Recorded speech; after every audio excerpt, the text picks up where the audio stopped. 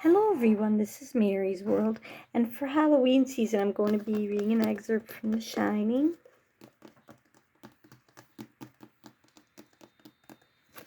which I also bought at the Five Below by me, so I thought it'd be a nice little reading for Halloween season. So I'm going to be reading the bar scene from the book, which is also a famous scene in the movie, and I've watched the movie and the mini-series as well, and I will put a link to the mini-series in the description because it's free on Tubi. Jack walked among the tables, momentarily forgetting his wife and son upstairs, forgetting the dream, the smashed radio, the bruises. He trailed his fingers over the slick plastic dust covers, trying to imagine how it must have been on that hot August night in 1945. The war won, the future stretching ahead, so various and new, like a land of dreams. The bright and party-colored Japanese lanterns hung the whole length of the circular drive. The golden yellow light spilling from these high windows that were now drifted over with snow. Men and women in costume, here a glittering princess, there a high-booted cavalier, flashing jewelry and flashing wit everywhere, dancing, liquor flowing freely, first wine and then cocktails, and then perhaps Boilermakers, the level of conversation going up and up and up, until the jolly cry rang out from the bandmaster's podium, the cry of "Unmask! Unmask!" and the Red Death held sway. He found himself standing on the other side of the dining room, just outside the stylized bat-wing doors of the Colorado Lounge, where on that night in 1945 all the booze would have been free. Belly up to the bar, partner, the drinks around the house. He stepped through the bat-wings and into the deep, folded shadow of the bar, and a strange thing occurred. He had been in here before. Once to check the inventory sheet Almond had left, and he knew the place had been stripped clean. The shelves were totally bare.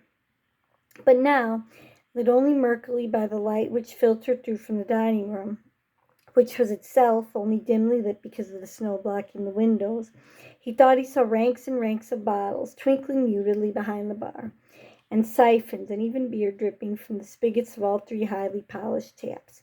Yes, he could even smell beer, that damp and fermented and yeasty odor, no different from the smell that had hung finely misted around his father's face every night when he came home from work.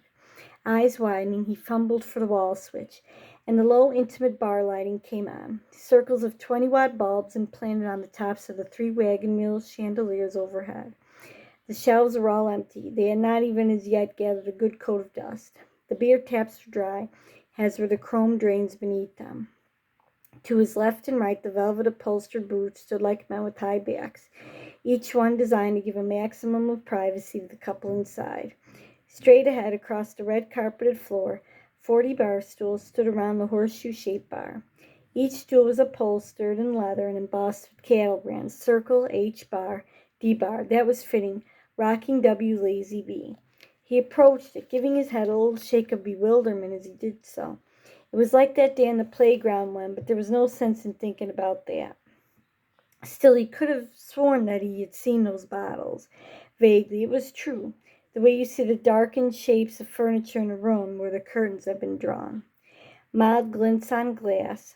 The only thing that remained was the smell of beer, and Jack knew that was a smell that faded into the woodwork of every bar in the world after a certain period of time, not to be eradicated by any cleaner invented. Yet the smell here seemed sharp, almost fresh. He sat on one of the stools and propped his elbows on the bar's leather and cushioned edge. At his left hand was a bowl for peanuts, now empty, of course. The first bar he'd been in for 19 months, and the damn thing was dry, just his luck. All the time, a bitterly powerful wave of nostalgia swept over him, and the physical craving for a drink seemed to work itself up from his belly to his throat to his mouth and nose, shriveling and wrinkling the tissues as it went, making them cry out for something wet, long, and cold. He glanced at the shelves again in wild, irrational hope, but the shelves were just as empty as before. He grinned in pain and frustration, his fists clenching slowly, made minute scratchings on the bar's leather-padded edge. "Hi, Lloyd," he said. "A little slow tonight, isn't it?" Lloyd said it was. Lloyd asked him what it would be. "Now, I'm really glad you asked me that," Jack said. "Really glad, because I happen to have 2 20s, and 2 tens in my wallet, and I'm afraid they'd be sitting right there until sometime next April. There isn't a 7-Eleven around here, would you believe it? And I thought that they had 7-Elevens on the fucking moon. Lloyd sympathized. So here's what, Jack said. You set me up in even 20 martinis, and even 20, just like that. Kazang. One for every month I've been on the wagon and one to grow on. You can do that, can't you? You aren't too busy. Lloyd said he wasn't busy at all. Good man. You line those martinis up right along the bar, and I'm going to take them down one by one. White man's burden, Lloyd, my man. Lloyd turned to do the job. Jack reached in his pocket for his money clip and came out with an Excedrin bottle instead. His money clip was on the bedroom bureau, and of course the skinny Shank's wife had locked him out of the bedroom. Nice going, Wendy, you bleeding bitch. I seem to be momentarily light, Jack said.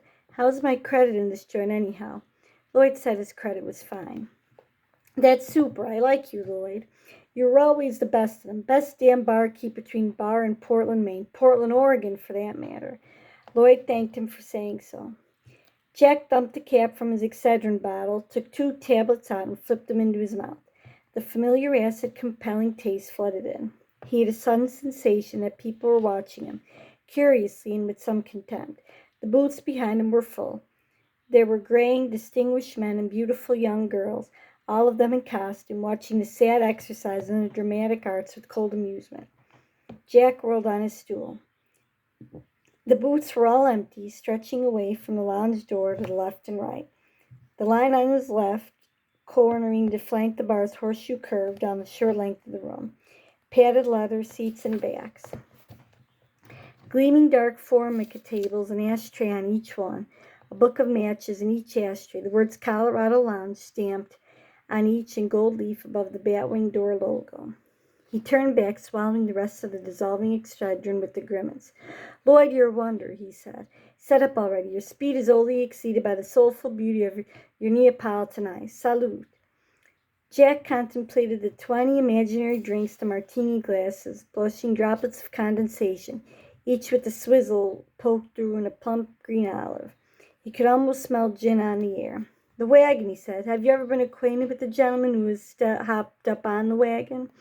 Lloyd allowed as how he had met such men from time to time. Have you ever renewed acquaintances with such a man after he hopped back off?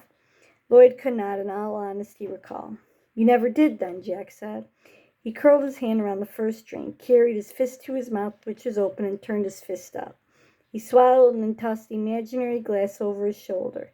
The people were back again, fresh from their costume balls, studying him, laughing behind their hands. He could feel them. If the back bar had featured a mirror instead of those damn stupid empty shelves, he could have seen them. Let them stare. Fuck them. Let anybody stare who wanted to stare. No, you never did, he said, Lloyd. Few men ever return from the fabled wagon, but those who do come with a fearful tale to tell.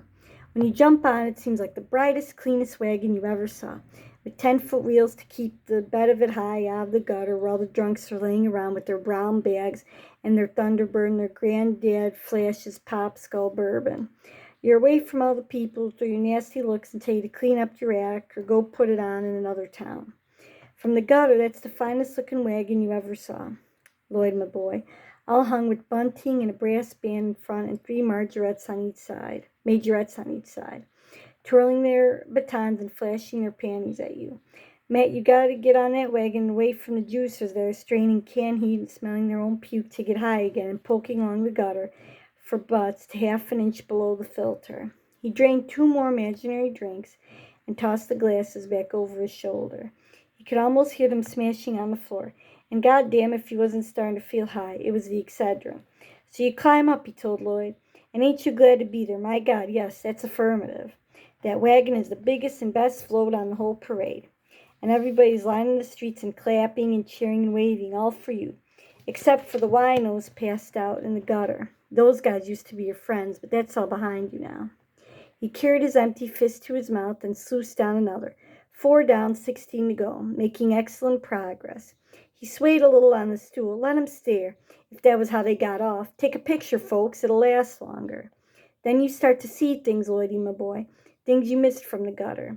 Like how the floor of the wagon is nothing but straight pine boards, so fresh there's still bleeding sap. And if you took your shoes off, you'd be sure to get a splinter. like how the only furniture in the wagon is these long benches with high backs and no cushions to sit on. And in fact, they're nothing but pews, with the songbook every 5 feet or so, like how all the people sitting in the pews on the wagon are these flat-chested Albertos in long dresses, with a little lace around the collar and their hair pulled back into buns until it's so tight you can almost hear it screaming. And every face is flat and pale and shiny, and they're all singing, "Shall we gather at the river, the beautiful river?" And up front there's this reeking bitch with blonde hair playing the organ and telling them to sing louder, sing louder. And somebody slams a songbook in your hands and says, "Sing it out, brother. If you expect to stay on this wagon, you got to sing morning, noon, and night, especially at night." And that's when you realize what the wagon really is, Lloyd. It's a church with bars on the windows, a church for women and a prison for you. He stopped. Lloyd was gone. Worse still, he had never been there. The drinks had never been there, only the people in the booths, the people from the costume party. And he could almost hear their muffled laughter as they held their hands to their mouths and pointed, their eyes sparkling with cruel pinpoints of light. He whirled around again. "Leave me alone." All the booths were empty. The sound of laughter had died like a stir of autumn leaves. Jack stared at the empty lounge for a tick of time. His eyes wide and dark. A pulse beat noticeably in the center of his forehead. In the very center of him, a cold certainty was forming, and the certainty was that he was losing his mind. He felt an urge to pick up the bar stool next to him, reverse it, and go through the place like an avenging whirlwind. Instead, he whirled back around to the bar and began to belt, "Roll me over in the clover, roll me over, lay me down, and do it again."